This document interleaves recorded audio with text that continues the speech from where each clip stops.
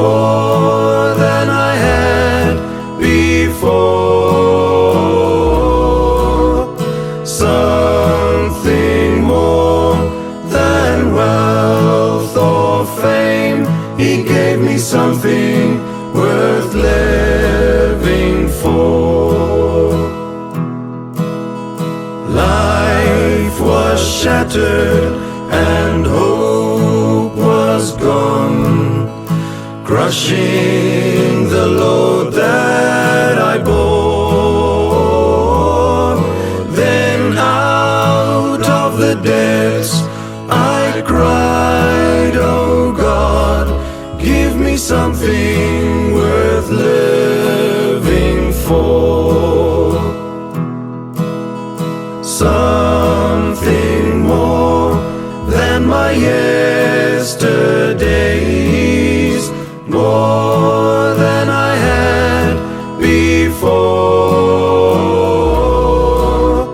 Something more than wealth or fame.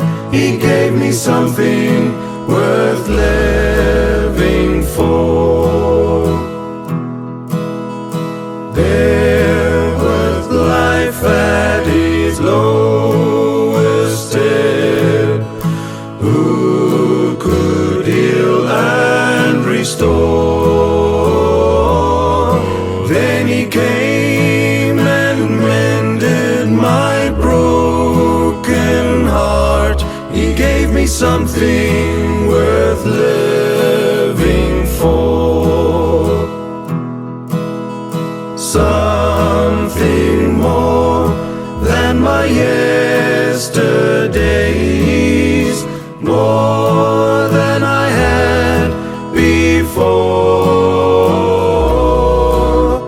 Something more than wealth or fame. He gave me something worth living for. Chris could never make his parents happy. No matter how hard he tried, no matter how well he did, he could never make them happy. In fact, they actually disowned him. That's right, Chris's parents disowned him because he could not make them happy. Or better said, he would not make them happy. And it kind of seemed like that was about the only thing Chris could not do. He was good at many different things. He served in the United States Army as a helicopter pilot during the Vietnam War. Then he tried his hand at songwriting, where he wrote chart-topping hits performed by many different artists, including himself. And then after being an award-winning songwriter, he began singing. And he also won many awards, including Song of the Year. If that weren't enough, he decided to try acting, and he got a bunch of acting roles, and he won a Golden Globe in a famous movie called A Star is Born in the 1970s. No matter what he did, he was pretty much good at it, except for one thing: pleasing his parents. So what went wrong? What was the reason that somebody who did so well at so many things in life was disowned by his parents? The answer, sadly, is simple. When he was a military pilot, helicopter pilot, during the Vietnam era, his parents were all good with that. His dad was in the military. He grew up in a military family. They had other people in the family in the military. They were all about that, and they supported him, and they approved. But then it happened. Then Chris decided, when his tour of duty had ended, instead of re-enlisting for another tour of duty, he wanted to become a songwriter and a performer and an actor. They thought that flew in the face of everything they stood for. He should be a career military man like his father, and they not only disapproved, they disowned him, their own child. You know, there are many decisions that we have to make in our lives, and sometimes that puts us against the path of the world, against what the world tells us. And sometimes one of the toughest decisions we have to make is how we're going to approach really bad situations in life. You know, whether it's our own lives, or our families, or our friends, or people in our churches, there will be illnesses, there will be accidents, there will be tragedies, there will be passings, there will be broken bodies, broken spirits, and broken relationships. As followers of God, it is during those times where we truly have to decide whether we really believe what we think or say we believe. You know, through the years, I've heard people say, I'm really not sure, or I really wasn't sure until this time that I actually had the faith that I'd hoped I had. And others have said, I realized I didn't have the faith I need. Still others have said, I'm not sure whether God was listening to me, or I'm not sure if I was able to say the right things to God. Like, what am I supposed to be saying to Him? Well, as with most things in life, the Bible speaks powerfully about this subject and our need for Him in the times of disaster, in the times of trouble, in the times of grief, in the times of uncertainty. Today we're going to look at the 46th Psalm. And even before we read it, I'm going to tell you these 6 words that launch this psalm are so powerful, and they really sum up the entire psalm. God is our refuge and strength. That's right, 6 words. God is our refuge and strength. And we're going to listen for 2 things in this psalm. 1, what God is doing, and secondly, the 3 things that He wants us to be doing in our most desperate times in this world. So let's go right to it. The 46th Psalm, beginning with the first verse. God is our refuge and strength, a very present help in trouble. Therefore, we will not fear. Even though the earth be removed, and though the mountains be carried into the midst of the sea, though its waters roar and be troubled, though the mountains shake with its swelling. Selah. There is a river whose streams shall make glad the city of God, the holy place of the tabernacle of the Most High. God is in the midst of her. She shall not be moved. God shall help her just at the break of dawn. The nations raged, the kingdoms were moved. He uttered His voice, the earth melted. The Lord of hosts is with us. The God of Jacob is our refuge. Selah. Come, behold the works of the Lord, who has made the desolations in the earth. He makes wars cease to the end of the earth. He breaks the bow and cuts the spear in two. He burns the chariot in the fire. Be still and know that I am God. I will be exalted among the nations. I will be exalted in the earth. The Lord of hosts is with us. The God of Jacob is our refuge. Selah.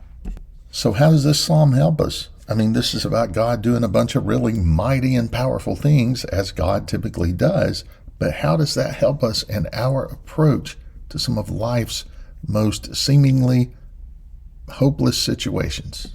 Well, now we're going to go through the psalm again, and this time we're going to isolate what God is doing as opposed to what we're supposed to do. And you will find in the 46th psalm that there are 3 different things that we are supposed to do in these times of trouble.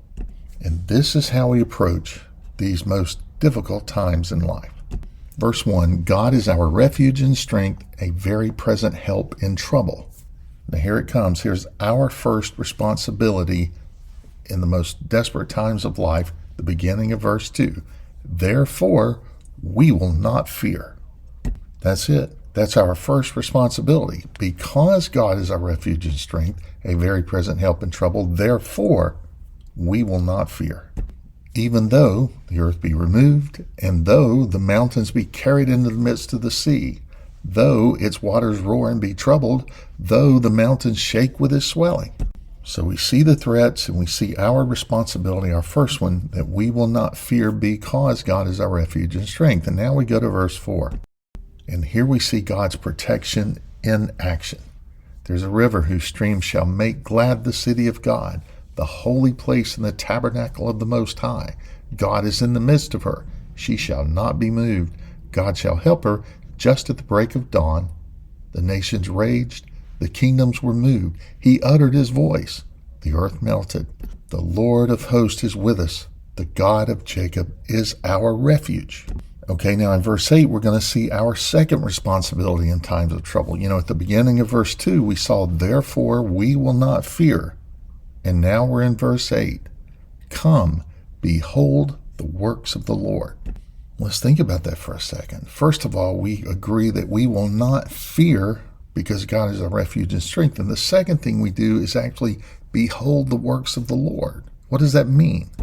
It means that we consider and remember and rely on the wonderful works of the Lord that we have seen and experienced in our own lives and the lives of our families and friends in our church. Come, behold the works of the Lord, who has made desolations in the earth. He makes wars cease to the end of the earth. He breaks the bow and cuts the spear in two. He burns the chariot in the fire. Those verses are telling us that nothing devised by humankind is stronger than our God. So our first responsibility in verse 2, therefore we will not fear. Our second responsibility in verse 8, come, behold the works of the Lord. He's telling us to think through all the ways the Lord has protected us and sustained us and our families in the worst of times in the past. And here comes our third responsibility in verse 10. This is kind of a famous verse. You've probably heard it before. Verse 10, be still and know that I am God. I will be exalted among the nations. I will be exalted in the earth. The Lord of hosts is with us. The God of Jacob is our refuge. Be still and know that I am God. Now, this verse is used a lot, and I don't want to say it's necessarily misused, but I think maybe it's underused. Because people will say, be still and know that I'm God, with the meaning of, don't forget to honor the Sabbath and keep it holy, or don't forget to have some quiet time with God. And that's all true and that's all good. But I think this verse means even more, because if we look at the context that we found it in today in Psalm 46, God is telling us this is what we do in our times of deepest stress and anxiety and grief and uncertainty and brokenness and all those things that draw us closer to Him. And what He's telling us is for us to do the other two things. In verse 2, we will not fear. And in verse 8, behold the works of the Lord. In order to do those things, we need to do what He tells us to do in verse 10. Be still and know that I am God. That's what it takes. Knowing that He's God, drawing to Him even when things seem hopeless, especially when things seem hopeless, but not as a last resort, instead as a first choice.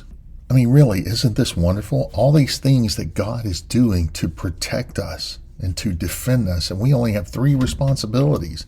One, be still and just know that He's God. Secondly, behold and consider and remember the works of the Lord. And third, therefore, we will not fear. What a beautiful psalm, what a powerful psalm, what a meaningful psalm, and what a timely psalm, right when we need it the most. Psalm 46. If you've never experienced the love and forgiveness of grace of God through Jesus Christ, there is no better time to do it than right now. If you have never come to God in your worst times and in your best times and all the times in between, you have no idea how much more life is worth living, how much more life is fulfilling when you're forgiven through Jesus Christ. And today, as we consider Psalm 46 and all the things God's doing, and then the three little things that we're supposed to do, my prayer for you and my prayer for me is that we will be still and know that He's God, that we will behold and consider and remember and celebrate the works of the Lord, and that we will boldly say, God is our refuge and strength, a very present help in trouble. Therefore, we will not fear. Will you pray with me? Father, thank you for the beauty of your Psalms. Thank you for directing our focus and our reliance on you all the time, and especially in life's most difficult seasons. Please help us to proclaim we will not fear. Please help us to remember your works, and please help us to be still and know that you are God. In Jesus' name, Amen.